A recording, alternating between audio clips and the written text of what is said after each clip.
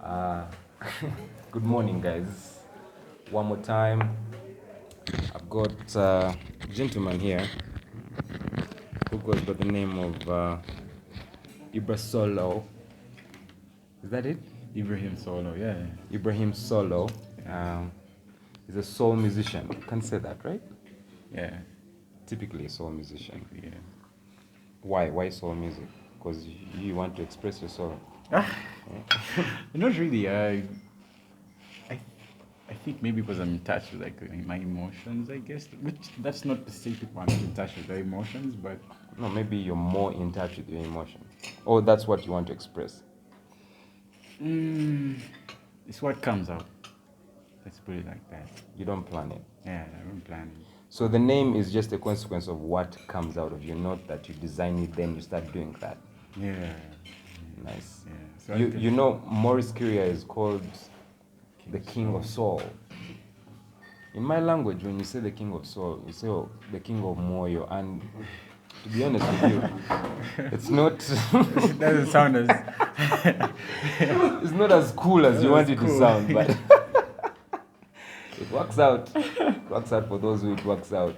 You're like a role model. Yeah. Just listen, man. No pun, no pun. Yeah. So you've been a part of this talent search so far. Yeah. What has been your experience? What have you experienced that, I don't want to say life-changing, but just what you've experienced that you can share with my people? What I've experienced that I can share. I've experienced humility from people that I didn't expect humility from. Mm-hmm. Yeah. And anyway, I think I'm the kind of person that likes not to have like a notion of people before I meet them. Yeah. And you know, when you meet people who are out there in the industry, you kind of inclined to have a notion about them because of what people say and all that. So meeting you, Martha, Yeah. Cindy, and finding out you guys are just you're humans too, you know. Yeah. Yeah, and finding out your stories. I mean, I haven't talked to Martha intimately, but the moment You want to talk to Martha K intimately? I wouldn't mind. but It's going beyond his contesting and everything, yeah? no. I think she's cool though. Which is really dope. Yeah, I mean, I'm not inclined to like talk to people like that, but Yeah. because I'm kind of shy and all, and I think I'm a boring person. So I don't think you're a boring person. I can say one thing that I've noticed about you. I think you're on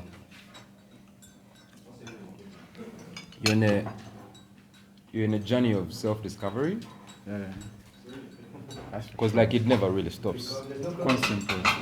Yeah, but like you're in the deep. Like you've really gone in there, and you're trying to get as much information that you can get about from that, right? Which is really dope. And I feel like maybe the one thing that is different is that sometimes when you are on a road of self-discovery, it makes you more intertwined in who you are. Olivier. Sorry, excuse me. I'm interrupting the set again and again and again with blah blah blah blah blah. Olivier. Yeah. And he's a video director. I don't know how he does not know these basics. But anyway, when you're on a road of self-discovery, I feel like what happens is you don't drown into self, but you don't look at everything around you as like you pay attention to it, but it's more of reflecting what is inside you all the time.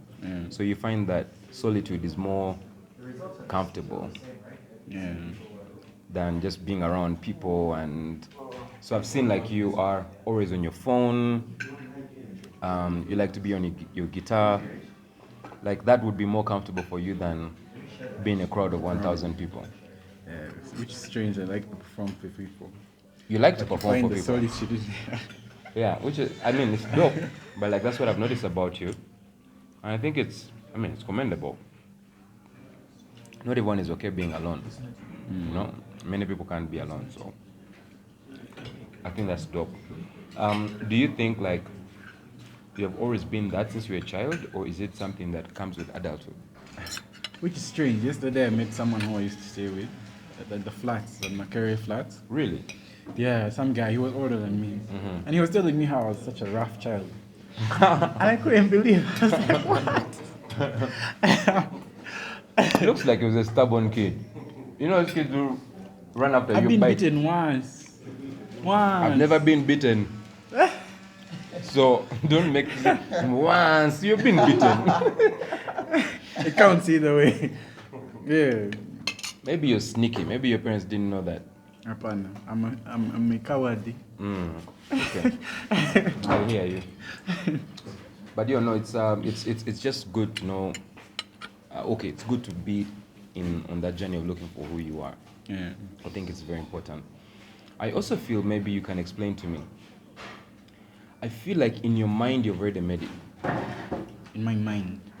Like let's say, not in a negative tonation that oh I've made it so I'm no, like I feel like in your mind you've already settled with who you are and what you're going to be. It's the journey that you're on right now, and it's like you're waiting for it. It's like you're waiting and just saying, when is this moment going to come? I'm already there. I'm already ready for it. Is that the case, or is it a case of you're not sure? I mean, I want to know because it's a thin line. Yeah, contrary, it's not like the things that I want to be able to do that I'm not able to do right now. That make me feel like I'm not yet at the point that I want to be at. Yeah.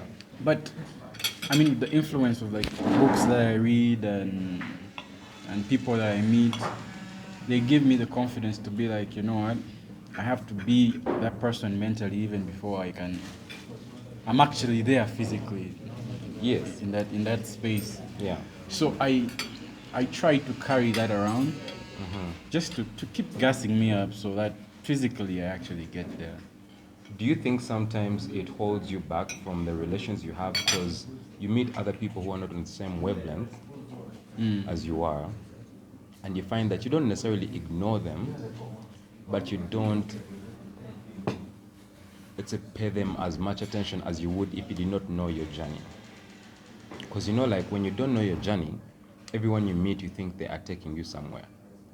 But when you know your journey, you meet people, and the moment you realize they're not taking you anywhere, you just black out of it. Does that happen to you? And I'm not talking about this experience. I'm talking about like generally, life. yeah. I don't think it does actually. I think I'm a very tolerant person. I'm grateful for That's that. the thing. Yeah. You're tolerant. There's being tolerant and there's being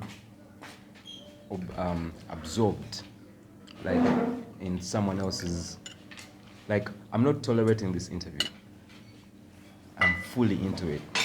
But chances are that you could be tolerating it. And that is the flip that I'm trying to look for. That maybe It takes a while for me to reach that point where I'm like, But I'm always trying to absorb because I kind of believe that people have a lot to offer, no matter who it is, right? So I try and wait until that offering is made, if that makes sense. Yeah. So I guess in tolerating, I'm not in a different place. Yeah, I'm there. I'm present, and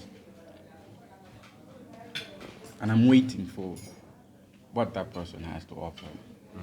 But I mean, sometimes, like the way my character is, it kind of hinders me to like reach out to people that even might be like potential to carry me forward, or like not knowing how to express myself sometimes makes me pull back, and I'm like, yeah. you know, yeah. I hear you. Yeah, I don't know if that makes sense. No, it makes a lot of sense. Yeah, Because you're used to solitude. I guess so. Yeah. And this whole solitude thing picked up when I went to India, being on my own, being outcast in a way, because of the cultural difference. They don't even do it intentionally, but Yeah. it You're just it's a consequence of the society. Yeah, it's a consequence of the society. So I think that's how I grew musically. When I was pushed in that corner, and I was forced to find myself.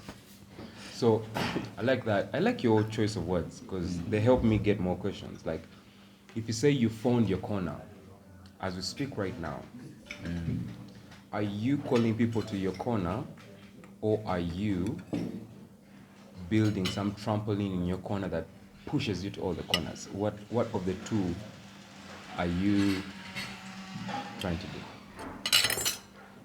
Or what do you think is happening? Because you might not even be aware. I'm not quite aware of what's happening actually, but like when I listen to my music, and when people listen to my music, some people tell me, "Hey, you're supposed to be like America," blah, blah, blah. But that's not what I'm trying to be. And what I've always told myself is that you can't fight who you are. Like the influences you've had from childhood, they shape you, right? Yeah. And where I'm at right now comes from things that I've been through, the sources of things that I've interacted with, that have kind of made me who I am, right? Yeah. And they've now pushed me in that corner. I'm hoping people will come, but because the things that I've also interacted with are very diverse, Yeah. I feel like they're creating this big trampoline that will also help me Yeah. find people where they are. Yeah. Yeah, and still be able to interact with them and maybe like do what the core of Be more outpouring. yeah. I hear you. Yeah. One of the things that I see from your story, and you can correct me if I'm wrong, is that the corner that you have been in, it's not like you designed this corner. It was also a consequence of your times. So this corner you're in is also very much a representation of what society could have shaped you into. And I feel like because you're in that corner, the other corners look strange, because you might not necessarily be aware of how they also pushed other people in those corners, right? So like yesterday we had a conversation and we're talking about how sometimes you feel like you're boxed in. They're telling you, if you do this kind of music, you'll make it, man. Of course, it's easy, yeah? Just go to that producer, And do the beat for you, go and to then NBS, and you're done. And you're like, no, that's not it. But you're like, okay, what is it? And I feel like for me, one of the things that has helped me is that even I, with my paradigms of life, I've been pushed in a corner. And when I got in that corner, the first thing I had to do was understand the basics of that corner. Where is the ventilator? Where is the window? How do I sweep it? How big is it? When do I jump out? Like all those small details, right? Yeah. And then when I found out that, I realized that these were the same corners, the same characteristics of all the other different corners, right? And so now what I did was, I enjoyed this corner, but now I'm going to paint it the way I would want it to look like. Yeah.